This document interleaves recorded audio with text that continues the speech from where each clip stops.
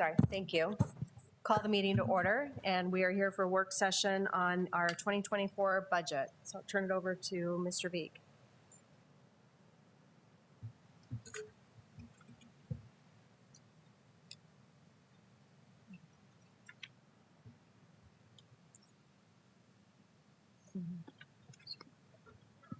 Thank you.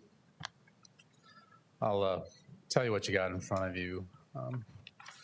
So we're all clear on everything. Each of you should have a copy of the budget book. We've used this for several years now at this meeting. There's copies in the back for those that may want them in the audience. Also, you have a flash drive that contains this, but it also contains all the detailed budgets. Those are out on the internet right now as well. So as is this book. So anybody who can follow along at home or whatnot and go through those, and they can look through all that detail. We're not going to go through the detail of those budgets. Our budget committee did we met in March, but we won't go through the detail of that. But you all have it available to you, as does the public. So what we will do is we'll go through most of this, a lot of it pretty fast. I mean, we're not going to plow through every page detail by detail. We will talk kind of about the 5-year financial plan, what that looks like for the district with the proposed budget here.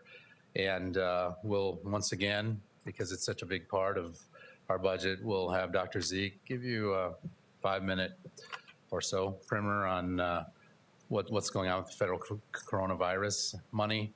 It's been a very substantial part of our budget for this will be the 4th year now. Then we'll go through and just talk kind of about the changes in the pre-K through 12 budget and the other funds of the district. And that includes the general fund summary, the special ed summary, the capital outlay, and then the enterprise funds. And then after that, we'll take public input. And of course, as we're going through any and all of this, just stop me if you have questions, because I'm just going to keep going until somebody stops me, if that sounds okay. Perfect. All right, great. So there's our agenda. So here's our financial plan. This is something we've budgeted off of for many, many years. We do look at this year's budget, of course, and the details of it, but we're aiming for a target out into the future when we prepare this 5-year plan. And you can see this plan here we show at 8.2% out in FY27. I think it's slightly lower than that for FY28, but it ends up at 8.2%. Our goal is to be around 8 and not really on a sharp decline anyway. So it's within that. This next page has a little bit more detail. I mean, this has a ton of detail, but the next page is kind of more informative. So yeah, it shows out in 28 that we're at 7.6, not a real sharp decline. We're undertaking next year kind of a deeper study into our long-term enrollment growth, as we've been will be 5 or 6 years past when we did that last in 2018. So we'll kind of get a better look at what that enrollment looks like out into the future to see where we're at. But this shows us out at in 2028 at 7.6%. Then we have, and this came out of a meeting several years ago, and we've used it several times with that Finance Action Network, the business community who helps us kind of project where we're going financially, and they offer up any suggestions they might have, and they present a report. I think the last time was in 2018 to the board about like what we should do with an opt-out and any other suggestions they might have.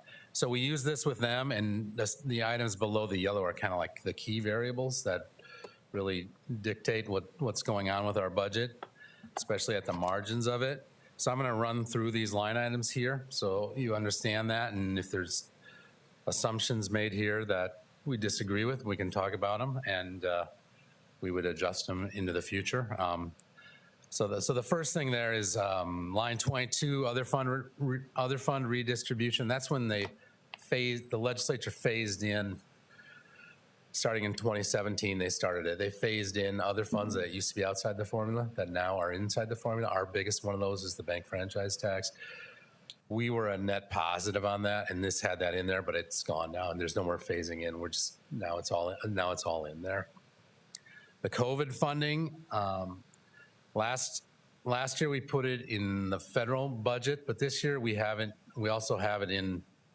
It is in the federal budget, but everybody else considered all those, and we used the committed funds packet to not double budget it. You know what I mean? So we wanted everybody to consider when this federal money runs out, and it's running out after next fiscal year. So we'll feel that impact of about $8.3 million that is currently being paid for with coronavirus funds, and will not be paid starting in FY25. So that's why that's a negative there, that money is gone.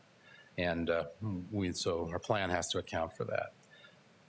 And that's why you can see we go from a projected 9.9% fund balance in 24 to 6.6 in 25, and then we pull out of it going forward. State apportionment, that was actually down this year. So we had projected around 2 million. It came in at almost 1,750,000, and we just grow that at 3% going out. It's usually a pretty safe projection, but this year we did come in low. Opt-outs, we have that we opted out for $11 million. After about 5 years of $9.1 million opt-out, we opted out for $11 million this year. Last year's plan had it at 12.5 for next year.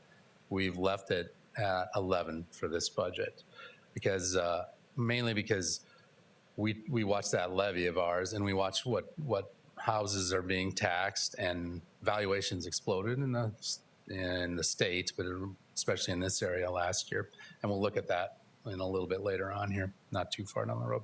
So we have it at 11 million, and then just inflating at 500,000 a year going out.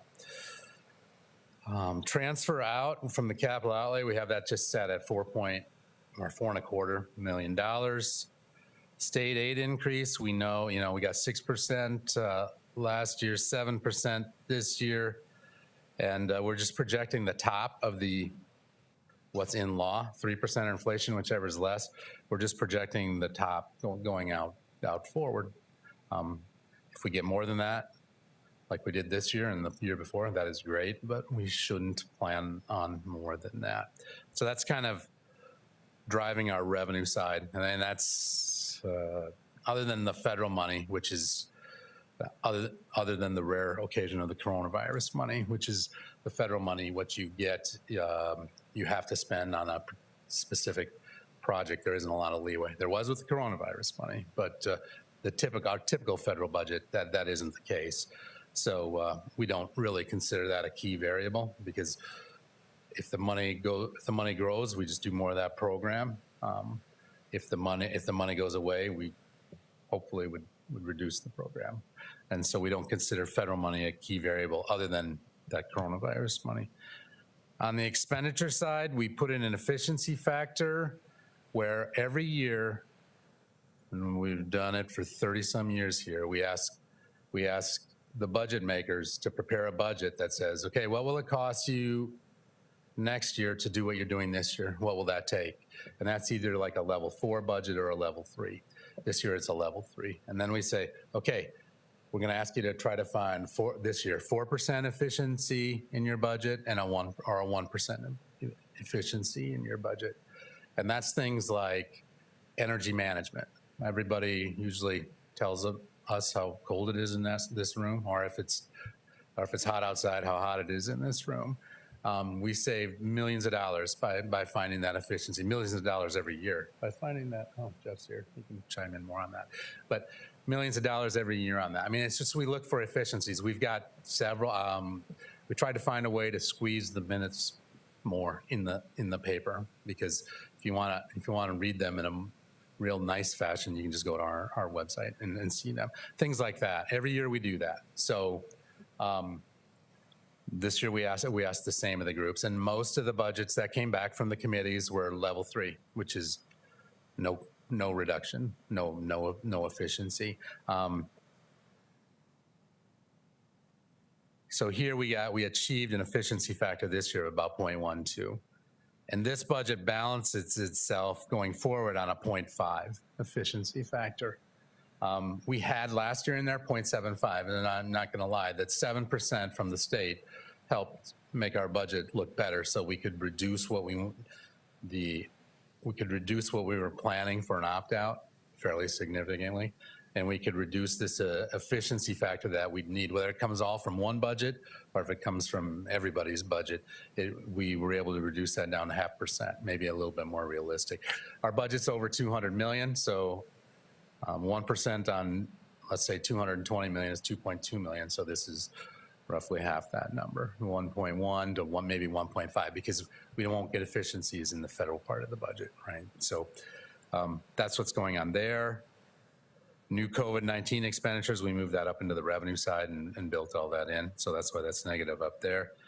Teacher delta is really actually all employee delta, but most of the salaries are spent on most of the regular salaries are spent on teachers. So we just call it that. And that's when a teacher who retires might be making 70,000, and in the old days, this would be replaced by a teacher making 38,000, but now we've got that up to over 50,000. But there is still a delta there, and that's what we've got going out forward at $1 million. Health insurance increase, what we've agreed to is a 5% increase is kind of our top end of it on the district side, and so that's budget at the top end, 5%. We don't. This is just when an outside group is kind of trying to use these things to try to make our budget balance or whatnot, and we have a factor in here that isn't applied, but it says what would we save if you added a 0.5 students to every classroom or this or that. That's what that line's for, but it's not in play here. The salary increase is linked to state aid, so that's not in yellow because it's not a variable. It depends on the state aid increase, drives what that number looks like. And then we've got down below there, we have what the levies look like and what the opt-out levy is looking like. Questions on any of that? It's a lot of info there, but we've done this. You've all been here before. Okay, here's our property taxes. We went back to 2000, the beginning of the year for this particular item up top here, and out to 2024, and you can see our total levy last year for owner occupied was, well, we'll go look at, in 2022 it was 828, in 2023 it dropped to 815. We're projecting it next year at 787. We tried to get that levy down because I'll show you why here in a second. Just look below there. This is a house that actually exists. In 2000, it was a $98,000 house. In 2022, it was a $189,000 house, 190. In 2023, it was a $231,000 house. Now, that's probably more in line with where it should be because in 2018 or 2019, it sold for $248,000. So it's kind of more in line with the actual value of the house, but so you can see what happened in from 22 to 23, there was a 22.1% increase in that house's property taxes. And so we try to take that very seriously. We try to be good stewards with the taxpayers' money. So that's why we've said we're not gonna, like, another thing we're doing, and we'll talk more about that in capital outlay, but in 2018, we made a promise between the bond, if it passed, and it did, the bond, so the debt on the bond and the capital outlay fund, the two together wouldn't exceed $3 per thousand. If you look up above that line in 2024, up to the tax rates for the individual, we have capital outlay at 217 and the bond fund at 72.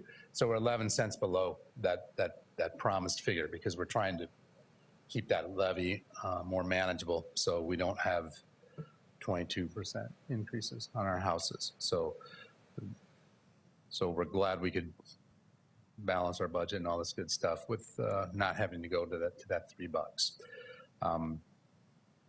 So that's an item going on there. The total increase over this period of time for 24 years has been 65% on that house, school taxes, and the average annual increase is 2.3.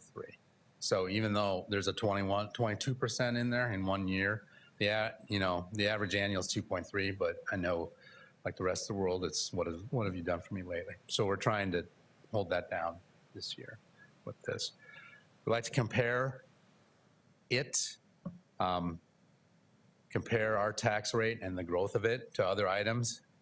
One is just the state, basically the sales tax, and we can't project for them. We like we can our levy here. So we go back 2 years further, back to 98, and then we come up to 2 years less of our 2024 figure. And that the total increase per capita, not the total increase in taxes, but per person in the state, has averaged 4.6 a year, or 190%. So our total tax increase and our average tax increase really doesn't look so bad over this period of time. And then we also like to compare ourselves to surrounding school districts. Where are we at with them, and where do we rank? And for a homeowner, out of 11 of us, we rank 8th, or fourth from the bottom. Our tax rate is 815. The lowest is 743, and the highest is 1130, and we're sitting at 815. So we're much closer to the low than we are to the high. So that's the good news there. Any questions on any of that? And then this is one where we didn't have that same comparison all the way back to 2000. We had we had data on 2003, and then out through last year, or the year we're currently in right now, 2023. And this is just, if you have a house in Sioux Falls, you pay city taxes, you pay most of Sioux Falls pays Sioux Falls School District taxes, and you pay Minnehaha County taxes. And you can just see there what the 20-year increase has been by percentage-wise by each level of government, and then the average annual increase too. So that's kind of where we stand. 3 or so different ways to look at what's going on with our property taxes. Any questions on any of that? I think, behind me? There he is. I think next on the agenda then is the summary of the coronavirus acts. So I'll turn it over to Dr. Zeke. Good afternoon, board. Seems like just yesterday when we shut down, doesn't it? Well, we had waves of funds that came in actual 4 waves, one with ESSER 1, ESSER 2, and ESSER 3, but we also had a coronavirus relief fund, which was $500 per student, and that went directly to staff salaries. And but in the beginning, we had about 4.5 million with ESSER 1, and that is all closed up and completed. ESSER 2 at 16.6 million will be completed at the end of this year, and then ESSER 3, we are looking forward to cleaning that up and making it all nice and tidy to expend all those funds by the end of next year, the end of the next summer.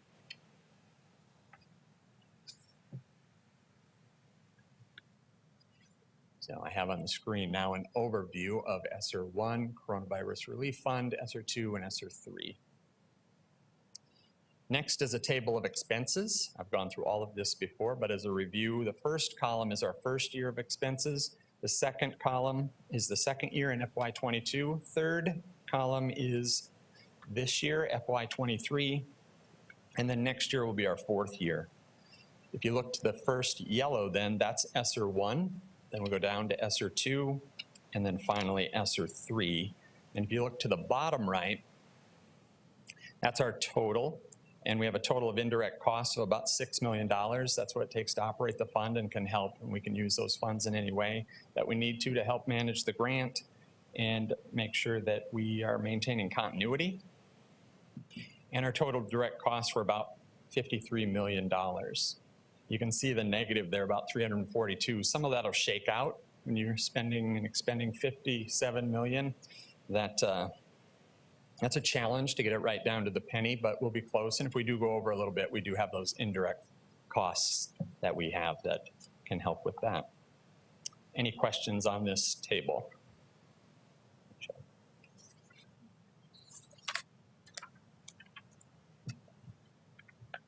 The next page is categorical examples with our categories of facilities, instructions, coaching and training, and so on.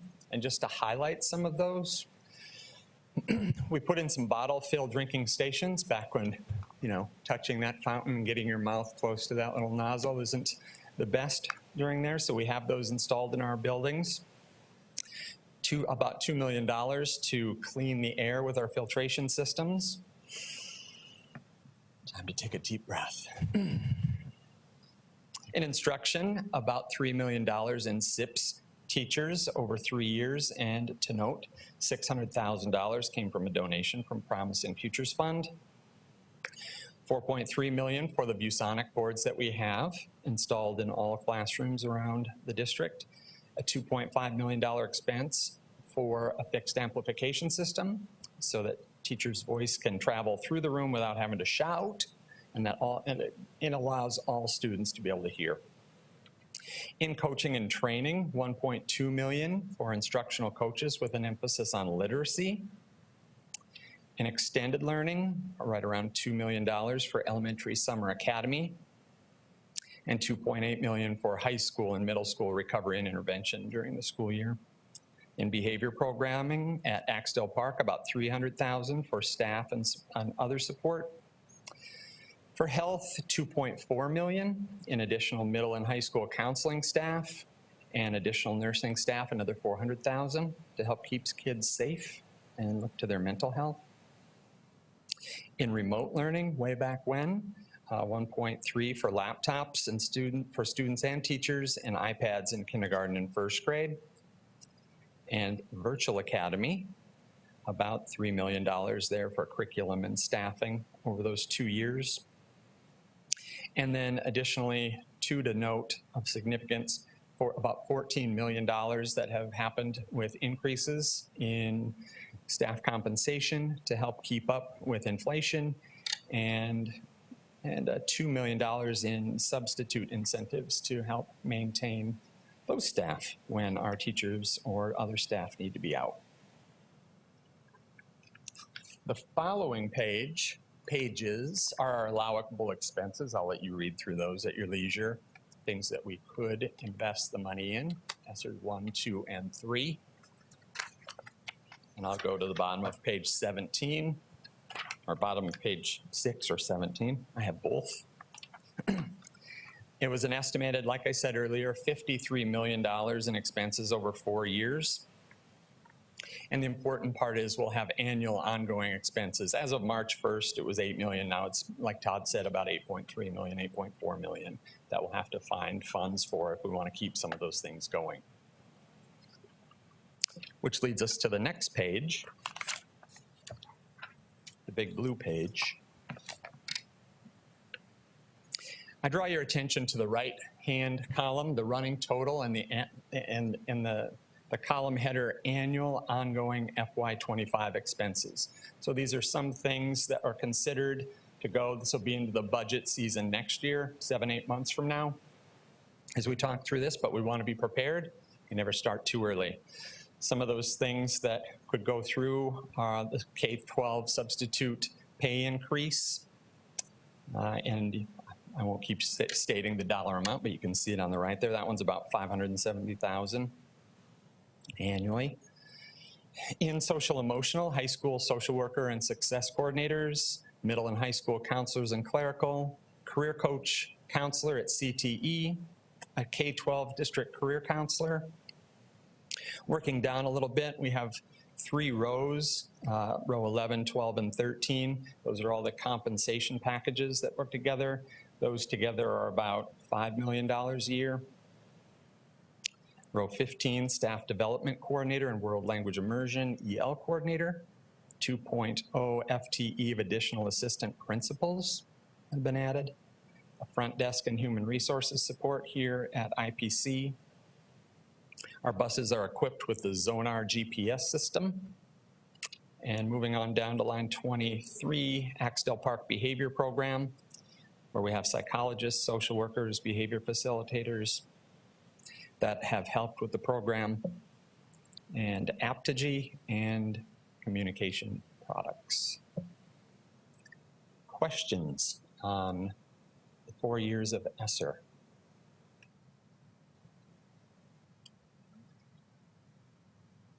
Thank you. Thank you.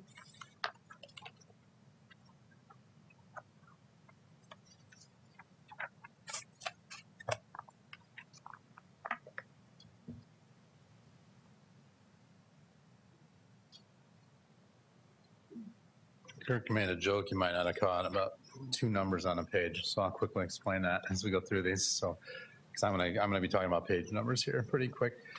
So on this one here, there isn't a page; it's an exhibit. But the page in this document is the green number in the middle. Sometimes these are smaller documents within a larger document. So the other page is the page number within that document. The green number in the middle. The bottom is the page I'm going to be referring to, and if there's 40 pages in this thing, I'm not sure how many are. Page 20 will get you about halfway through it. So that's the page. So I'm on page 20 now. We're going to talk about the general fund a little bit, and we'll just talk about the revenues briefly. You can see on this document here that the district property tax levy and state aid are the biggest movers in this, as well as the federal money as we get through the rest of this coronavirus money. But state aid and property taxes, they make up the state aid formula, and they went up 7%. So this amount is affected by that greatly. The rest of it, you know, we talk about, and you hear this in a different speech, usually not in a budget speech, but 90% of our non-federal revenue is the state aid, is derived from the state aid formula. So that is mostly what controls our budget.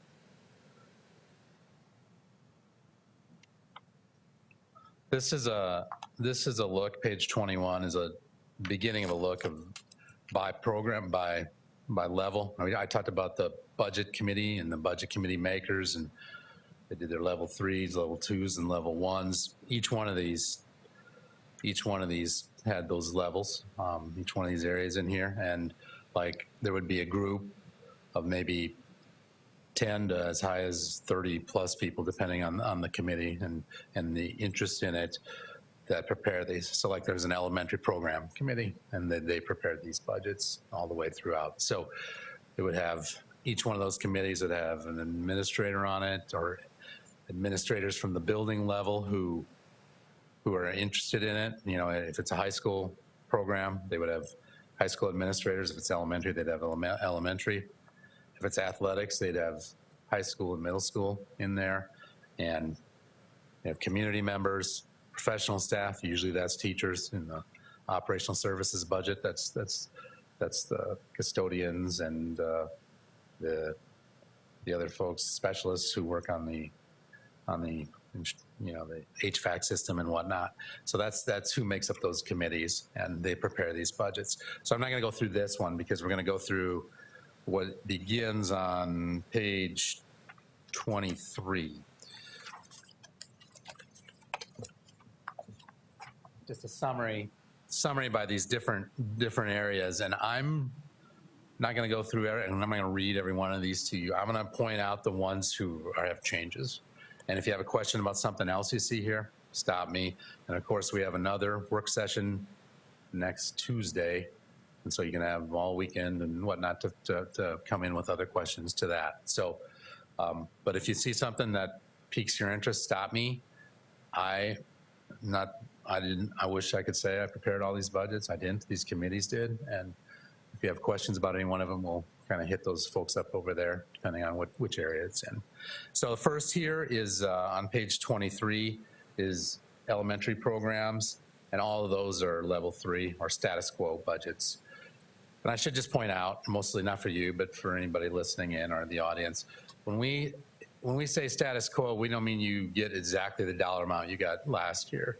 It's what's it going to take next year to do what you're doing this year. So if you're adding 100 kids to the elementary level, you need to add four classroom teachers plus another FTE of specials teachers to make that happen. So that we do not consider that a budget increase. Just like if you're dropping a few students and so we maybe take a teacher away, we don't consider that a budget cut because we're just maintaining our class size ratio when we say that. Okay, so so elementary, no all level 3s. The next page, page 24, middle school programs, they are all budgeted at level 3 as well, as is high school programs, which are below middle school on page 24. And they carry over, I guess, to the top of page 25.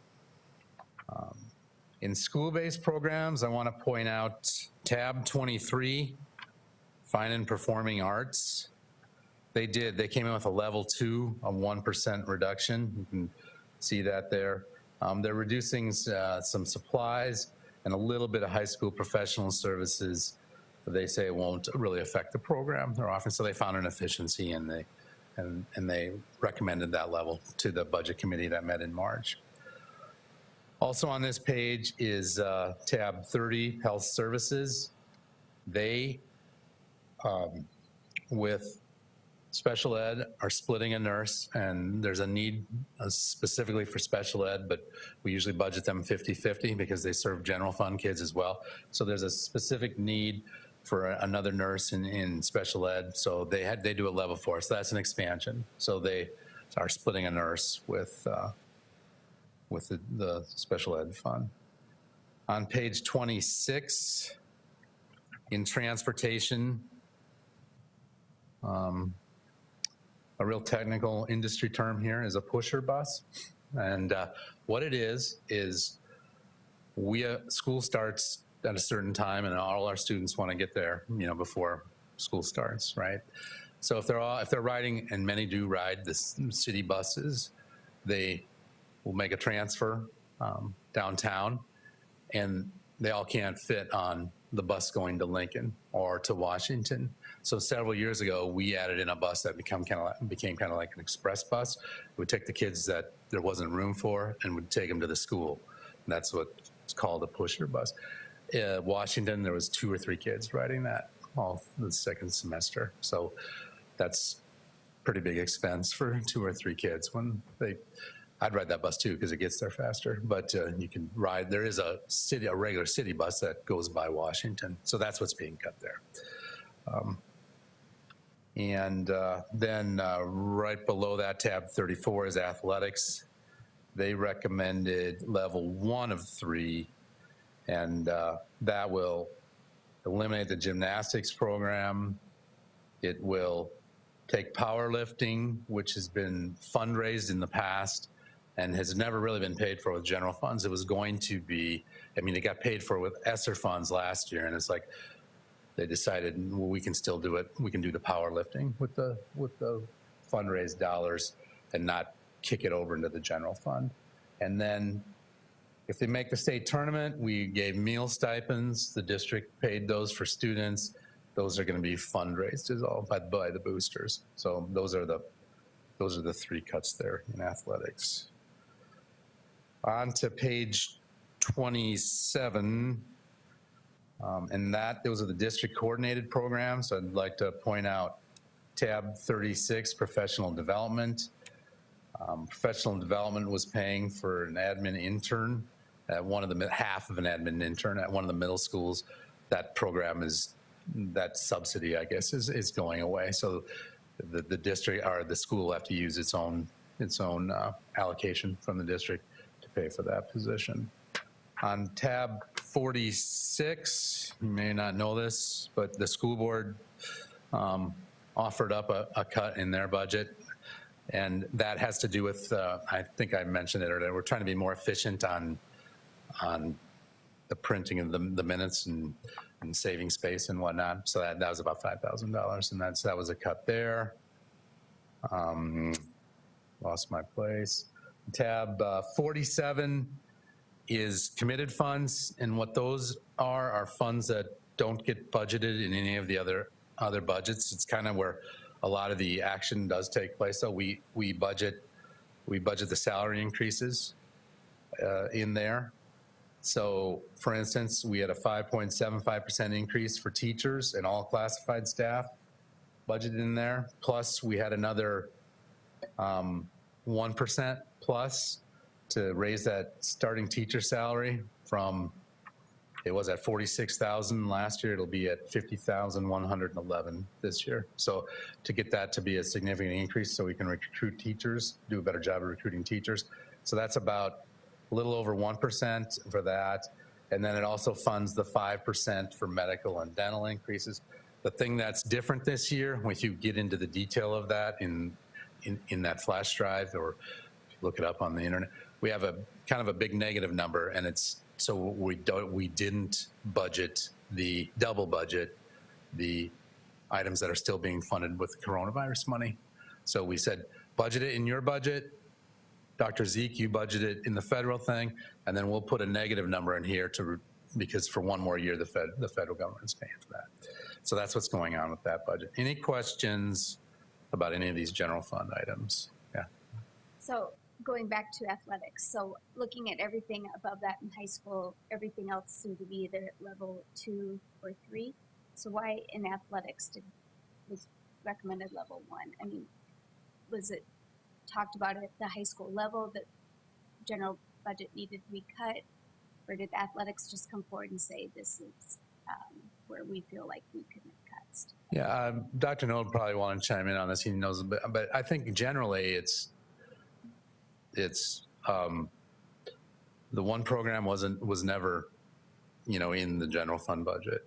The items for the meals is kind of in and out, and they fundraise all year and they provide team meals and whatnot. So that wasn't considered. And the other wasn't, I don't believe, so much of a budget cut that you have to cut your budget. We're just looking for efficiencies.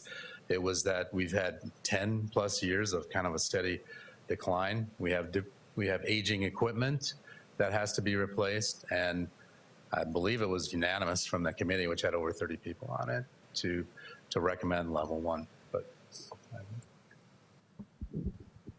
that was the process through the budget committee. So is that budget committee a recommendation from the activities directors to the budget committee? The budget committee reviewed that and went through and did make cuts to their budget, and it was the ones that Mr. Beek presented. They had done the efficiencies through this first year. If there's a finding of efficiencies over a 4-year process or 3-year process that we're trying to do to make sure that we meet those end goals of that 1 to 4%. But part of it was based on efficiencies. They also added in, as they saw the sports that had some increasing interest. So part of that, there's also an addition with an assistant female wrestling coach that was added into that. So they tried to look also where there was a higher interest of individuals going out for activities as well. But that was a recommendation that came through with the budget committee for athletics, and there was 31 individuals that were on the athletic budget committee.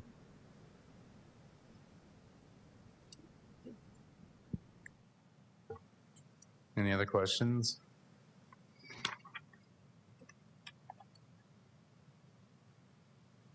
Okay, I guess I don't want to spend much time on this, but just want to point out page 30 is where we have the restricted general fund. That's almost all federal money. Just 2 things in there. The one that isn't federal money there is tournaments. And I'm trying to spot, that must be on the page before. Yeah, I'm sorry, it's on page 29. That's tab 84. The High School Activities Association is slowly but surely taking over the state tournaments. They're going to run them and do that. We used to do them and then bill them for them, and usually didn't quite get back what we put into it. But so they're slowly but surely taking that over. So we're going down from 150,000 down to 65,000 next year. And then you can see down below all of that ESSER money that Dr. Zeke talked about. But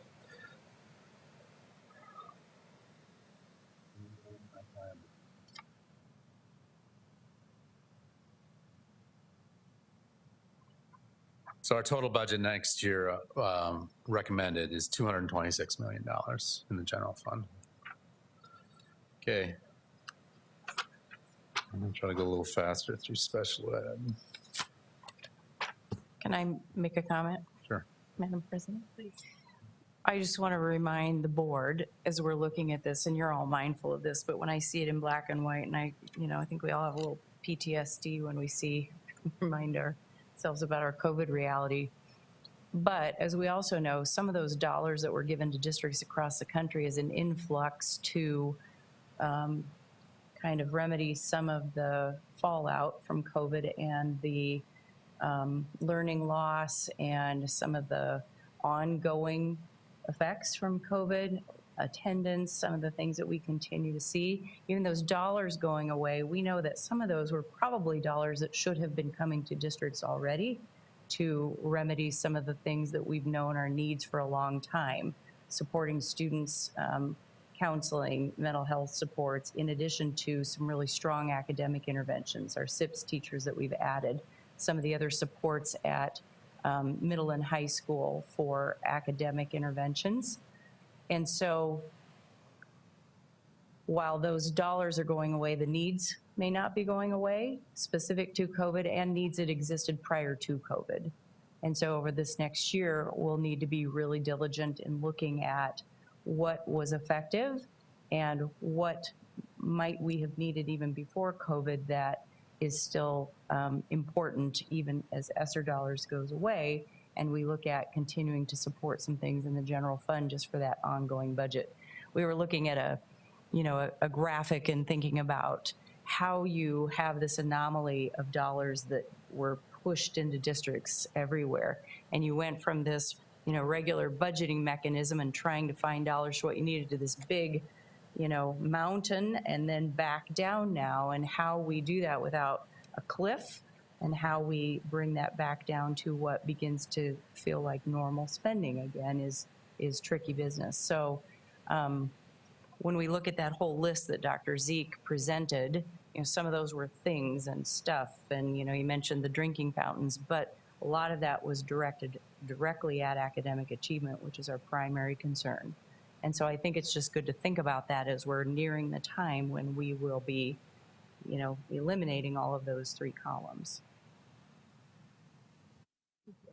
All right, special ed. Just looking at the revenue side of this, again, it's up about $4 million. It's about, it's close to 8%, not quite. What you see there too is that state aid increase is driving almost all that. 7%. Plus, we have more students next year than this year, especially in some of those higher and disability categories. So that's about an 8% increase among those. And then switching over to the next page, page 33. All these programs on this page are at the current level of service. Some of those are level 1 because we don't make them do 3 levels because they just have to provide the service, what it is not. But all of those are maintain the current level of service. On page 34, psychological services, they added a 1.0 psych, trying to increase the capacity to address mental health needs and enhance preventive behavioral supports out in the buildings. So that's an addition there. In health services, that's the other half. That's tab 67. That's the other half of that nurse we talked about earlier. And then in tab 68, Oh, that one I needed to point out to you. That says level 2 of 3. It's actually level 3 of 3. So they actually, well, the budget's going down a little bit, but they're providing the same level of service. So that's actually a level 3 of 3. And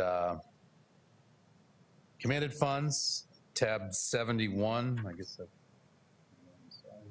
bottom of that page.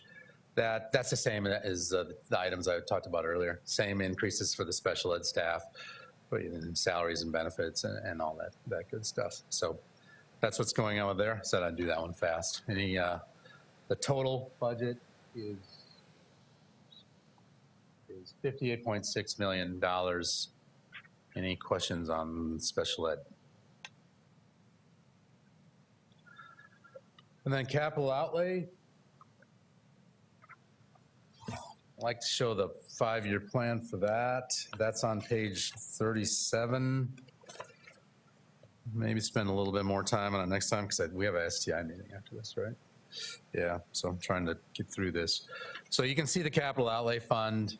It's in decent shape. We funded almost all the requests, and the stuff we didn't fund was really just technical items that, oh, you really didn't need this amount here or there. So I won't go through those, but behind all this, you can see what the actual capital outlay requests were. We pay for it's basically divided into 3 items here. We pay for long-term debt on capital outlay certificates here. We pay for equipment and renovation and maintenance of the buildings.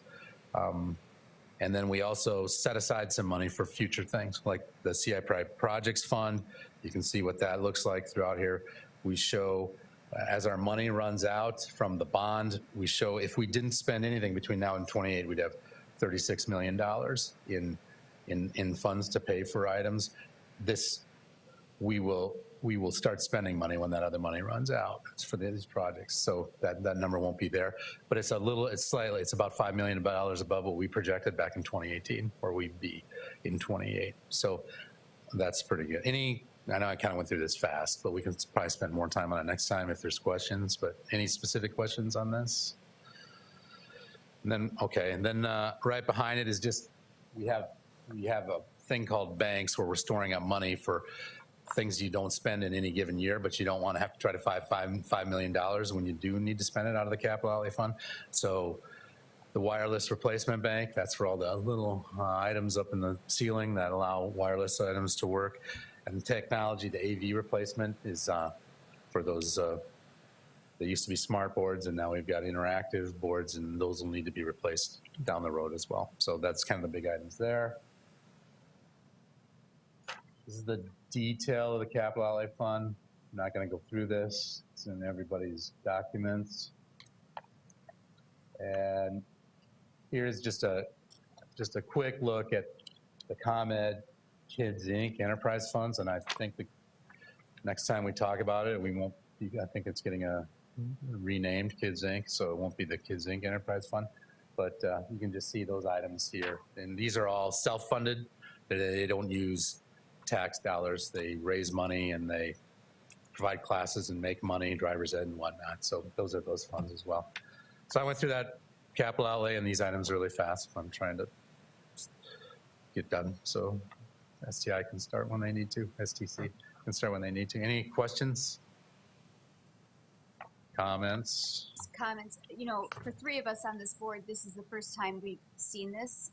These documents, 2 board members serve on the budget committee, so obviously we're absorbing a lot of this information right now, and probably will come back with more questions for during our April 11th meeting. But we do appreciate everybody's service who served on all these budget committees and so forth, because it's a lot of time and effort, and it's hard to budget, especially as we look at the cliff we're going to be facing with ESSER funding, and knowing we still need to fund a lot of these needs for students and learning. So.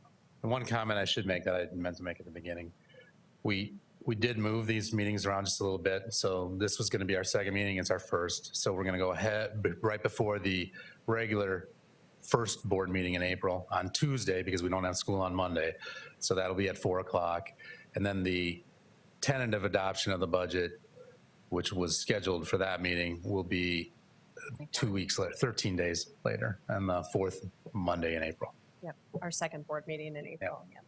Okay, thank you, Todd. Okay. Yes, so I just encourage, as Cynthia said, you know, Carly and I have had opportunity, obviously, to sit through budget committee, and, you know, this is our second time through now, but obviously questions always come up, and we certainly encourage the rest of you to review the documents you have and then come to the meeting on Monday or Tuesday with any questions you might have. And of course, you could always email the administrators in the meantime as well. All right, so we will open it up to public input. We have 2 people that signed up to address the board for a work session. You're allowed 3 minutes, 6 minutes per side. So we've got 2 speaking on gymnastics, so you get 3 minutes each. We've got Rebecca Major. You just come up and state your name and address, please. I'm Rebecca Mager. I live at 6429 West 56th Street here in Sioux Falls. Perfect. I have a unique perspective here because not only am I a graduate of Lincoln High School, I also have the opportunity to be a teacher, a coach, and now a parent to a future Patriot. So I get to wear all kinds of hats and have lots of opinions about lots of things when it comes to what our kids get to do in the future here. So I just ask that you consider our solutions, because one of the things that we are very focused on is being solution-oriented when it comes to this, because we care about our kids and we really want them to be able to have the same opportunities as everybody else in the district. So we took our time to go through a few proposals. I know that one was emailed to you from several. There was a giant list of potential solutions or things that we're willing to look into. But as coaches, we know that one of the challenges was getting coaches in general. And so we have sought out our own coaches last year, although I was not able to be a part of it. We did have the opportunity to train new coaches on how to be head coaches and take part in the sport and take control of their own programs. And so we do have a assistant and a head ready for each school if this gets to continue. And then we also know that there is a need for equipment for Jefferson.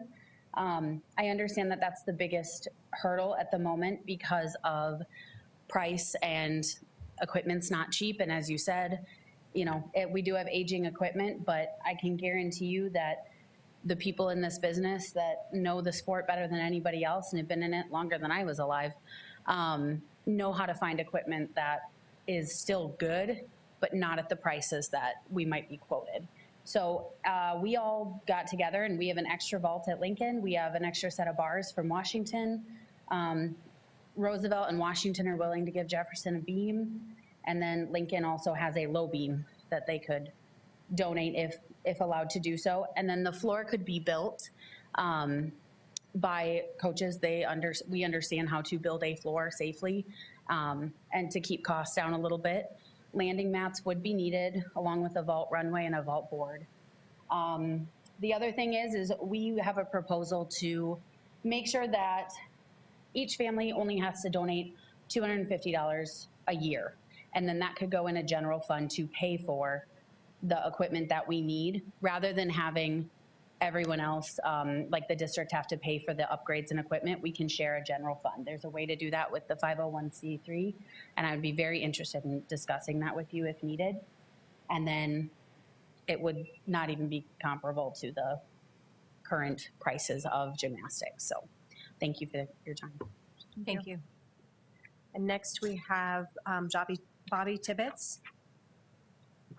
Again, state your name and your address, please. Hi, good afternoon. My name is Bobby Tibbetts, 525 East Plum Creek Road. I did not come here today intending to speak, but we had a conversation in the back, and I am a mother of a 6th grader who has spent her life in club gymnastics and has looked forward to competing at the high school level as a 7th grader and hopefully beyond. Getting to be a Patriot and getting to participate in school athletics. Gymnastics is not a sport that you just do on the side and do several. You commit your time, you commit your effort. And so for her, if this isn't an option, there's really not a lot that she can fall back on. And I know that she's not alone in that. So if it's not a budget decision and it's truly a numbers decision and a declining numbers, allow us to implement solutions that can drive change. Again, being part of several clubs, there's not a narrative that encourages high school gymnastics. And I think it is something that I, along with so many other parents, will help drive change throughout the clubs and throughout the community, just to say that this is an option for gymnasts. And I will help. I see fundraising on there. I think we can fundraise. If weightlifting and powerlifting is fundraising, what other solutions are there that we can implement so that this stays? So thank you. Thank you. All right, with that, can I get a motion, or I guess anything else for the good of the order today? Okay, well, we'll be back for our first regular meeting on Tuesday at 5:30 because of the school holiday on Monday. So we are meeting here at 5:30 on Tuesday. Can I get them? And the work session's at 4. Sorry, that's too much going on in my head. Work session at 4, regular board meeting at 5:30 on Tuesday, April 11. Thank you. Can I get a motion to adjourn? So moved. Second. All those in favor signify by saying aye. Aye. Opposed, same sign. We are adjourned. Thank you, everybody.